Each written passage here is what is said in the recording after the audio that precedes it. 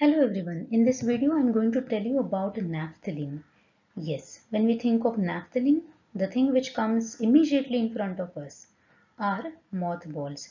We have used them for years and years to protect our garments, so they are found very easily in the cupboards and drawers. Do you think a substance which is designated as a silent killer, can it act as a precursor for life? Well, we will discuss everything about naphthalene, right from its history to how to obtain it, how the structure was proven, and the uses. There probably you will find whether naphthalene is a killer or precursor for life. Though John Kidd is credited for discovering naphthalene, he got it when he passed coal tar over an incandescent tube. There are also reports which says it was Alexander Garden who first time reported it in 1819. Thereafter, a few years in 1826, molecular formula of naphthalene was given by Michael Faraday, that it consists of C10 and H8. But after Kekule's discovery of structure of benzene, it became very easy to assign the structure. So somewhere in 1860s, structure was confirmed. Nowadays, naphthalene finds a lot of uses in the medicine, and it shows wide variety of pharmacological actions, but the biggest synthetic application is forming phthalic anhydride, which act as a precursor for a lot of derivatives which are used in plastic as well as in the drug synthesis. We can understand structure of naphthalene in terms of its chemical structure, resonance and orbital picture. As the molecular formula is C10H8, when the Kekule established structure of benzene, it became very easy to draw naphthalene as two benzene rings fused to each other because it perfectly matched with the molecular formula. We have also seen in one session how to name bicyclic compounds, so you can confirm whether naphthalene has this particular name. But unlike benzene, not all carbon lengths are same in naphthalene. The two important ones are C1 and C2 and C2 and C3. Even other bond lengths are different from each other. C1-C2 bond length is considerably lower or shorter than C2-C3 bond length. Naphthalene is a crystalline solid having a characteristic odor. We all have experienced it, and it consists of two benzene rings fused together, maintaining the aromaticity.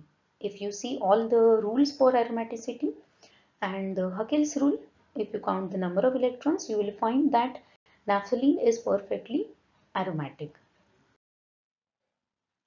Structure was not deduced in one day, but it slowly unfolded itself based upon the number of reactions which naphthalene undergoes. Elemental analysis had confirmed that it consists of 10 carbon atoms and 8 hydrogen atoms. So it is clearly indicative of more of a cyclic compound rather than a straight chain compound. Dipole moment of 0 also indicated that it is a perfectly symmetrical compound. There were 3 to 4 other reactions which made it very easy to identify the structure, like oxidation. Upon oxidation, naphthalene forms phthalic anhydride. So in phthalic anhydride, we know there are two ketone groups and a central oxygen. In phthalic anhydride, these two carbons which are bearing ketone group, they are attached to the benzene ring ortho to each other. That is why in naphthalene, second benzene ring was thought to be attached at ortho position to the first one. In Haworth synthesis, we are going to study its mechanism in detail, but for now, in Haworth synthesis, there is reaction of a benzene with 4 carbon chain of succinic anhydride, which upon cyclization forms naphthalene. Like benzene, naphthalene is also electron rich, so it is very much susceptible for electrophilic aromatic substitution. And when such substitution occurs, there are two positions which are isomeric. Either it can occur at alpha position or beta position. Even if substituent attaches here, it is equivalent to beta.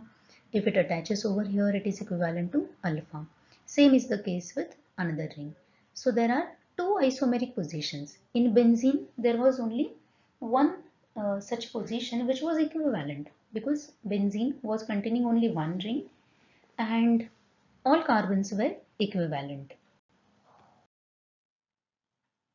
Biggest proof was given when naphthalene was nitrated.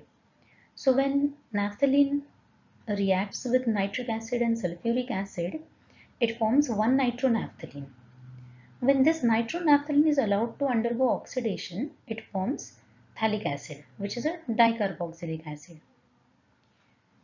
If this nitronaphthalene is first reduced to aminonaphthalene and then it is allowed to undergo oxidation, then it forms phthalic acid. So these two different reactions clearly indicated that in naphthalene there are two benzene rings, because nitro group being electrophilic, it stabilizes the ring which is electron rich. So during oxidation, the ring which is attached to nitro group, that is survived. The ring B remains intact and ring A is converted in the form of acids. However, amino group being nucleophilic and the ring is also electron rich, so it destabilizes that ring. So upon oxidation, ring A survives, which is not attached to amino group. So ring A, which is not having any other substituent, survives, and ring B gets converted into a dicarboxylic compound.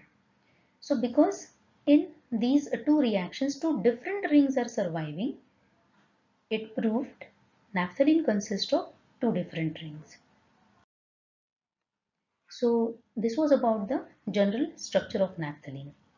We have seen in case of benzene, we have two resonating structures which are equivalent, and benzene is a resonance hybrid. In case of naphthalene, we have three resonating structures, and this also answers why C1C2 bond length is shorter than C2C3. So imagine this is the first ring structure, and resonance, if we start from this one end, so this double bond gets converted into a single bond over here, and it gives electrons which are delocalized to the immediate next position, so a double bond is formed over here. So in the sequence, these bonds will keep on moving. So slowly resonance will shift into another ring, completing three double bonds over there. So naphthalene is a resonance hybrid of these three resonating structures. Now if you think about C1 and C2, see, out of these three resonating structures, C1C2 double bond, C1C2 double bond, C1C2 single bond. So double bond character of C1 and C2 is 2 out of 3. It means out of these three structures, two structures contain double bond for C1 and C2. Whereas if you talk about C2C3, it is a single bond, again single bond, then double bond. So double bond character of C2C3 bond is only 1 by 3. So out of the three resonating structures, there is only one structure which contains a double bond between C2 and C3.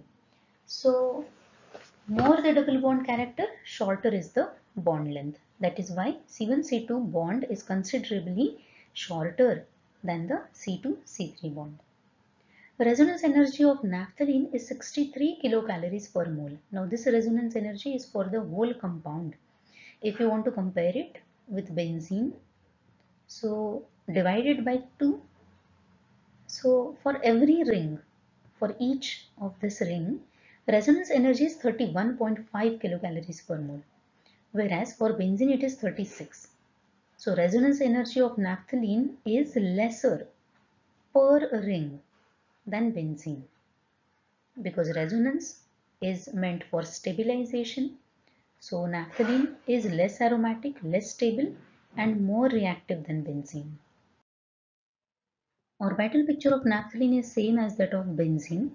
all the 10 carbon atoms are sp2 hybridized. So all carbon-carbon single bonds, they are formed by overlapping of sp2 hybridized orbitals. Whereas carbon-hydrogen single bonds, they are formed by overlapping of sp2 hybridized orbital of carbon and s orbital of hydrogen. So it is sp2 s overlap. Apart from this, every carbon has one unhybridized p orbital and it is a dumbbell shaped. So half of the orbital lies above and half of the orbital lies below the plane. But because of this uh, hybridized orbitals overlap, it makes all the carbons and hydrogens to lie in one plane. For pi bond formation, each electron which is present in this p orbitals that delocalizes, and sharing of or overlapping of these p orbital forms pi molecular orbital. So we have a ring current generated by these electrons which is above the plane as well as below the plane. Otherwise, all carbons and hydrogens, they are in one plane. So for years and years, naphthalene has been used in the form of mothballs. But it was found that, like other hydrocarbons, it was very much toxic. So if naphthalene is inhaled or swallowed, it destroys the RBCs and there are several conditions which can be resulted. But the most harmful effect is inside body. Naphthalene undergoes metabolism to form epoxides and naphthaquinones which are highly reactive and they interact with cysteine amino acid. This is responsible for cytotoxic nature of naphthalene and that is why naphthalene is considered as a silent killer. It is carcinogenic in nature. So use of naphthalene in mothballs is stopped now because of this safety issues. So if it is so harmful, why it is considered as a precursor for life? It is because presence of naphthalene has been observed in the interstellar medium. Now this is the space separating different stars in the galaxy. For several years, around 80 years, when scientists were trying to characterize what is present in the interstellar medium, and the most confusing part was different bands which appeared so diffused and they were scientists were not able to interpret it. Now because of certain advancements, now they have characterized several complex organic compounds which are giving rise to this diffuse bands in the space. And it has been observed that naphthalene is one of the component which is very widely spread through the space. It is because its ability to react with water and ammonia, which are also abundant in the interstellar space. In presence of UV light, naphthalene reacts with water and ammonia to give rise to wide range of amino acids and the precursor for vitamins. So it has been thought that naphthalene is a very good precursor for bringing life at any place. Now let's move on to sources from which naphthalene is obtained. The oldest source is from the coal tar. We have seen in case of benzene also. But in case of benzene, amount of benzene in coal tar is very less. Amount of naphthalene as compared to benzene is greater. It is 10% in the coal tar and it is observed in the middle oil fraction. So this middle oil fraction is collected and chilled to get naphthalene crystals, which can be easily separated by centrifugation. Then they are again melted and washed with sulfuric acid to get rid of basic impurities. So after acid, they are washed with strong base like NaOH to remove phenols and excess of H2SO4 used in the earlier step. And lastly, it is distilled to get pure naphthalene. So till 1960, coal tar was the prominent source to obtain naphthalene. After that, naphthalene is largely obtained through petroleum. So here also we collect middle oil distillate, and we have seen this industrial production methods, catalytic cracking and reforming, which majorly involves breaking of the larger components into the smaller ones, or building them from the smaller ones you reform the bigger ones. So by catalytic cracking and reforming processes, naphthalene can be obtained, but along with it there are also other substances related to it, like methyl naphthalene. So methyl naphthalene is dealkylated at very high temperature, say 600 degrees Celsius, and in presence of hydrogen gas we can get methyl group removed in the form of methane, and naphthalene can be recovered. Apart from obtaining naphthalene from these natural sources, we also have few synthetic methods. Out of that, most important one is Haworth synthesis. In fact, this synthesis helped to prove naphthalene consists of two fused benzene rings. It is because during this reaction, we treat benzene with a 4-carbon containing compound, that is succinic anhydride. It consists of 4 carbon atoms. So 4 carbon atoms of succinic anhydride and 6 carbon atoms of benzene. They together form naphthalene. In the first step, there is Friedel-Crafts acylation, wherein this electron-rich benzene ring, pi electron, can attack on any one of the carbonyl carbon. Carbonyl carbon is usually electron deficient because oxygen is electronegative, and it pulls the electron towards itself. So because of carbon's attack on this benzene ring, there will be a ring opening. So this C double bond O and oxygen will form a ring. After ring opening, they will form carboxylic acid. So we get beta benzoyl propionic acid. After this, there occurs Clemmensen reduction. So during Clemmensen reduction, as it is reduction, there will be removal of oxygen and addition of hydrogens. So this carbon, which was not containing any of the hydrogen, will now have CH2. So upon Clemmensen reduction, ketone group gets converted into methylene group, and we get gamma phenyl butyric acid. Now this is perfectly suitable for ring closure. Ring closure can be achieved by use of any acid like H2SO4 or even polyphosphoric acid. So upon ring closure, we will obtain tetralone. Now this tetralone consists of again ketonic group. So again Clemmensen reduction can be performed to remove this oxygen and add hydrogens. After this we get tetralene.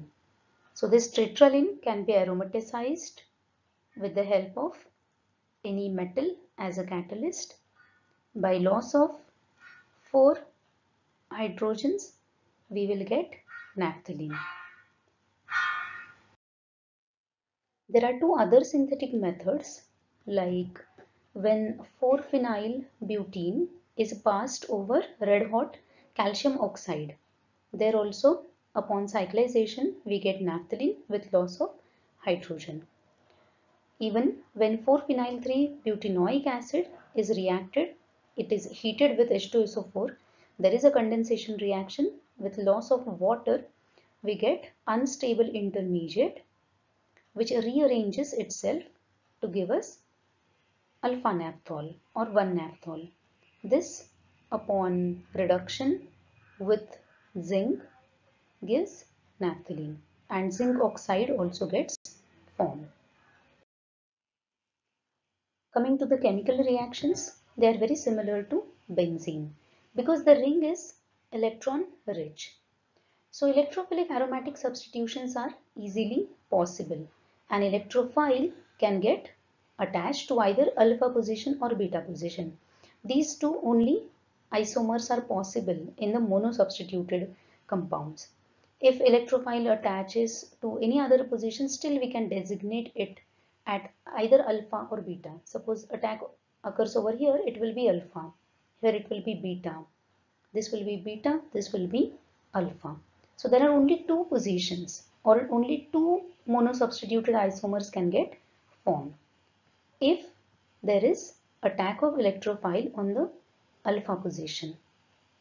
So when alpha position gets electrophile, there is positive charge on the beta position, which can be easily dissipated by this movement of pi electrons towards it, and fourth position will get a positive charge. But if attack occurs on the beta position, electrophile, if it is attached to beta position, then alpha position gets positive charge. So there is only one resonating structure possible in case of beta attack, but there are two resonating structures possible in case of alpha attack. So alpha attack is more favored than the beta attack.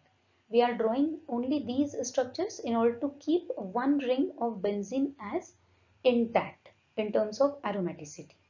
Otherwise, even this bond can move and charge can shift into other ring also. But in order to keep benzene ring intact and resonance, if we count only in the ring where electrophilic substitution has taken place, then two structures possible for alpha attack, one structure possible for beta attack. This is very much evident in case of halogenation. We get alpha bromo product. In case of nitration, we get alpha nitro product. In case of sulfonation, however, the reaction is temperature dependent. At lower temperatures, say at 80 degrees Celsius, alpha product dominates, whereas at higher temperatures, beta product dominates. In case of Riddlecraft acylation, it is solvent dependent.